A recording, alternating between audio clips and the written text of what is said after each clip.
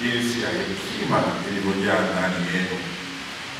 Kweli narudia tena washukuru, hasa wale ambao wanaendelea kupiga magoti wakiombea kanisa, hasa dayosisi hii ya Mwanga, ili tumpate kiongozi wa dayosisi. Kwa niaba ya kanisa, nina hakika habari hizi zitakapowafikia viongozi wa madayosisi mengine 27 watapokea kwa furaha sana, hasa wakijua kuwa mmefanya jambo hili kwa umoja. Mungu awabariki sana, na tuendelee kuyasikia yaliyo mema. Kama alivyosema Baba Askofu Mjema, tumeonyesha ukomavu. Mwanga tumeonyesha ukomavu. Mungu awabariki mno. Nirudie wazee wetu, hasa maaskofu, wachungaji wastaafu, endeleeni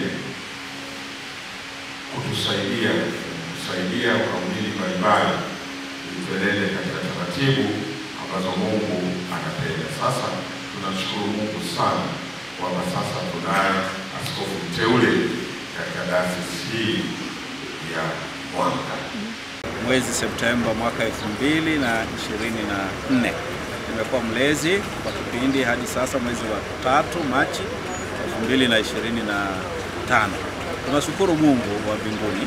Leo tarehe 10 mwezi huu wa Machi 2025 tulikuwa na mkutano mkuu maalum wenye wajumbe kutoka kila usharika, wachungaji, halmashauri kuu na wakuu wa vituo.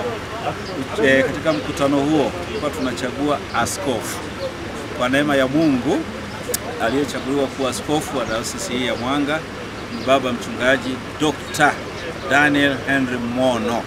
Kwa sasa yeye ni msaidizi wa askofu kule Shinyanga kwenye dayosisi ya Kusini Mashariki Ziwa Victoria. Tunashukuru Mungu kwa kumweka katika nafasi hii. Kwa sasa ndiye askofu wetu mteule. Kazi kubwa ya askofu ni baba wa kiroho.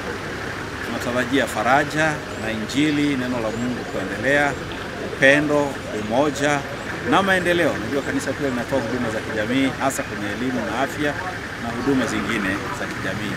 Kwa tunategemea mambo ya kiroho na mchango mkubwa katika taifa letu kupitia uongozi wake.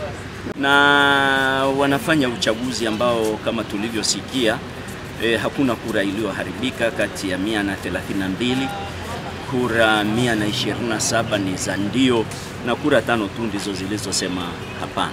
Huu ni ushindi mkubwa na ni dhamana kubwa ambayo askofu mteule mchungaji Daktari Daniel Mono anapewa na dayosisi ya Mwanga. Kwetu sisi wa dayosisi ya Pare ambao ni mama kwa kweli wa dayosisi ya Mwanga, tuliwazaa dayosisi ya Mwanga, na kwa kuzingatia umoja wetu tulio nao wa dayosisi ya Karagwe, dayosisi ya Pare na sasa pia dayosisi ya Singida, tunaahidi ushirikiano mkubwa. Tulisubiri sana tupate kiongozi ili tuweze kuweka mambo ya msingi katika mashirikiano yetu. Kwa hiyo tuko tayari kushirikiana naye na kuendeleza ule umoja uliokuwepo kati ya dayosisi hizi. Uchaguzi ulifanyika na huu ni mkutano wa ndani, lakini kwa vile matokeo yameshatoka, naweza tu kusema kwamba mkutano huu mkuu umemchagua mchungaji Dr. Daniel Henry Mono kuwa askofu mteule wa dayosisi hii. Taratibu zingine sasa ni za kiaskofu, ni za kichungaji, zitafanyika kumalizia yaliyobakia ili atoke kwenye level ya uteule aingie kwenye level ya askofu kamili. Lakini kama ambavyo mmeona, mkutano ulikuwa wa amani sana na wa umoja. Haukuwa na misuguano. Watu wameelewa kwamba lengo lao ni moja tu, kupeleka mbele kazi kubwa na zilizotukuka ambazo zilifanywa na baba askofu Chediel Elinasa Sendoro ambaye ameitwa mbinguni. Hilo ndio lengo tu, kuendeleza yale ambayo yalikuwepo, na mojawapo ya misingi mikubwa ambayo alisimamia baba askofu Sendoro, ukiacha maendeleo na kazi ya Injili, ilikuwa ni swala la umoja.